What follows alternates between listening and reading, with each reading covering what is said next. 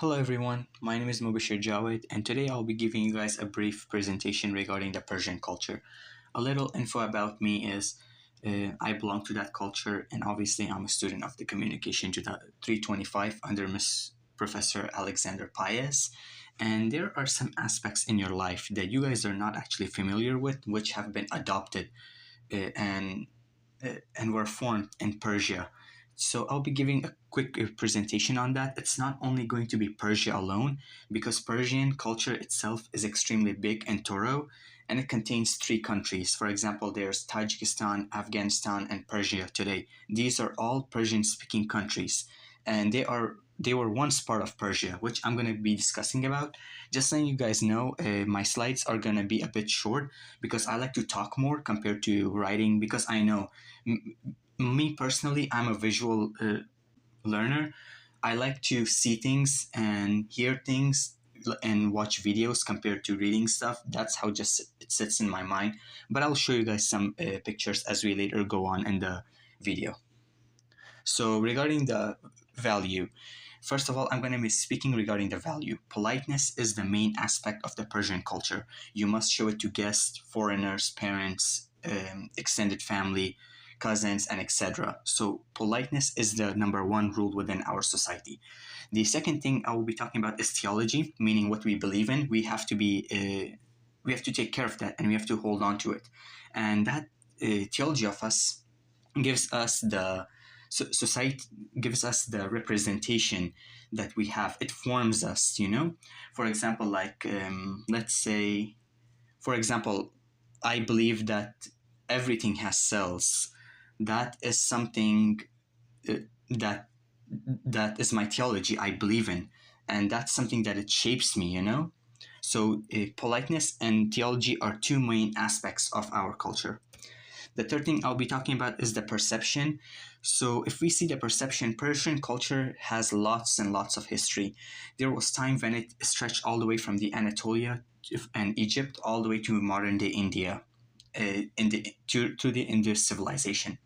However, due to the Greek invasion on the King Darius III, it all collapsed. However, the Persian culture was still stronger compared to Greek influence, and we can see it today. The second thing is basically our language. We have many famous poets like Hafiz, Rumi, and those are basically their poems are basically renowned all over the world, and it's very famous because people like them. It connects to people, and there was a fact that I was reading a couple of days ago that Rumi's books are basically known to be the top selling poetry or top selling books into modern day bookstores or bookshops. So these are the two most famous that I can think of. However, there are more Persian poets if you guys want to do research. Third of all, we're going to be talking about the roles. I must say that Persian culture was the earliest society that adopted monotheism.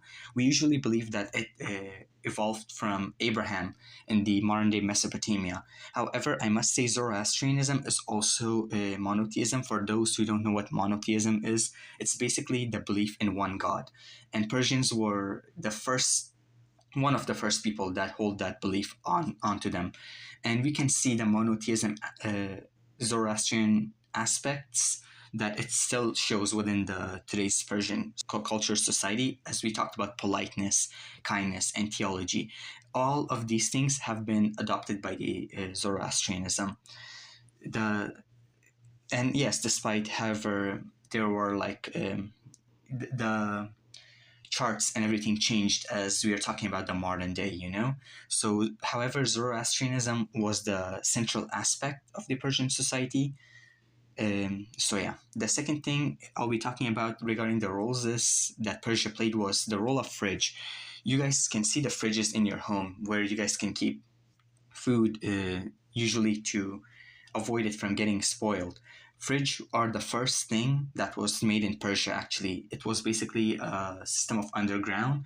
So they would usually make like underground bunkers, these things, and store the foods because they knew that they knew the temperatures and everything to how to maintain it cold, the food, so it does not spoil. So basically, if we see modern day fridge are basically influence of the Persian fridge that we had back then. Okay, and the third, yes, and the fourth thing we're going to talk about is the norms. As I mentioned earlier, politeness is the central aspect, and hospitality is one of those aspects, branches that plays part in our society. So, hospitality is also another aspect that we have to show to our guests and to tourists if they come and visit our country. Education is the second thing that forms us because if we see the statistics of the Persian speaking countries, it is extremely high. And we believe that education is something important that plays within our society. And that's how we got poets like Hafiz, Rumi, and the algebra, and all these aspects. So, education is also the second most important norm within our today's society of the Persian culture. The fifth thing I'll be talking about is the educational comparison. Persia has a literacy rate of 88.96%, while Tajikistan, which is a second Persian speaking country, has a literacy rate of 99.7%. This shows that education is a big norm and a big chunk of our today's society for us Persians. The sixth thing I'll be talking about is the career comparison. Usually in Persia, most females are usually healthcare workers, and men are usually in charge of managements and office work and these things. While in Tajikistan, women's career is usually teaching in schools, universities, all these things. Men usually have governmental jobs and are involved in trading, and all these four jobs that I just compared are a big chunk of. They are they are jobs that you need degree for. So it's not just a job that you can get into easily. So in conclusion, I give you guys a brief aspect of the Persian culture, and I described some basic stuff. And next to it, I put a fun fact about the three Persian speaking countries that I told you guys about. So this is pretty much it. And I'll be also giving you guys some historical background regarding the Persian culture. So basically, Persia was first evolved under the King Cyrus the Great. Before him, there was no place called Persia. So he is known as the forefather, and he had done many good things. Persian culture is basically evolved around him, and the Zoroastrian aspects it had, and the control over Mesopotamia, which is modern day Iraq, and everything we can see. However, Persia still remains the same if we see till this date regarding the education, influence, and poetry and language. And these aspects shape the Persian culture extremely well, as I told you guys about it. And I'll be sharing you guys some pictures. First picture, this is known as Ctesiphon, which was basically a Persian capital under the king Yazdegerd III, and it's today in the modern day Iraq. It's known to be the oldest arch, and it has lots of Persian influence into it. The second image that I'm showing you guys is the picture of the immortal Persian army, which was usually evolved around 10,000 men, no less or no more. And these numbers remain till 10,000 because if it reduced then 9,000, they would increase the amount. If it increased then 10,000, they would lessen the amount. The third thing that I'm showing you guys is basically the tomb of Cyrus the Great that I told you guys about, and the historical rules that how he founded Persia and how he's the forefather of the Persian culture today. And this is another picture that I'm showing you guys. This is basically known as Persepolis, which is in the modern day province called Fars, and this is where Cyrus the Great started his empire from.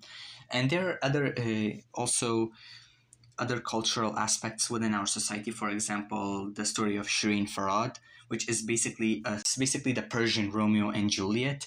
And these are basically not only works; they are recorded and written by poets that are extremely famous. The Persian culture is not usually alone better, so we also have some Arab influence, which is something good, because that also gave us some forms which benefited us. And I'm sorry that my camera is broken today, so I to only record my voice. I had a chance, but it was great, and I am really thankful to Professor Pius for giving us the time and the opportunity to share something about our culture. Thank you.